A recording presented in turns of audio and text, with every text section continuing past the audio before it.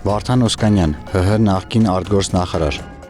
Նիկոլ Փաշինյանն այսօր մի հայտարարություն է արել, որը սենսացիոն է Հայաստանի պետական շահերը եւ հայ ժողովրդի ապագան վտանգելու տեսանկյունից։ Ինչպես 2019-ին Արցախը, Հայաստանը եւ վերջ հայտարարությունը հիմք ստեղծեց կործանարար պատերազմի համար, այնպես էլ այսօր արված նրա հայտարարությունը ապագայում կարող է հիմք հանդիսանալ Հայաստանի սուվերեն տարածքի հանդեպ նոր ոտնձգությունները լեգիտիմացնելու համար։ Չնայած դիվանագիտության եւ ազգային շահի տեսանկյունից վտանգավոր, անտեղյակ, անգրագետ, անզգույշ եւ հաճախ հակասահմանադրական ու հակաօրինական հայտարարությունները այս կառավարության օրոք բազմաթիվ են, այսօր արված հայտարարությունը դրանց շարքում առավել ցայտուն է։ Պարզապես անհավատալի է, թե ինչ է առաջարկում Փաշինյանը ադրբեջանցիներին։ Նա կոչ է անում նրանց հրաժարվել Հայաստանի տարածքը Արևմտյան Ադրբեջան անվանելուց ու այնտեղ ադրբեջանցիներ բնակեցնելուց, փոխարենը խոստարանալով, որ հայկական կողմն էլ կփակի Ղարաբաղի հայերի վերադարձի թեման։ Դիվանագիտական կրթություն պետք չէ հասկանալու համար, որ այս երկու թեմաների միջև ոչ մի զուգահեռ լինել չի կարող, ոչ միջազգային իրավունքի, ոչ միջազգային ընկալման եւ ոչ էլ պարզ տրամաբանության տեսանկյունից։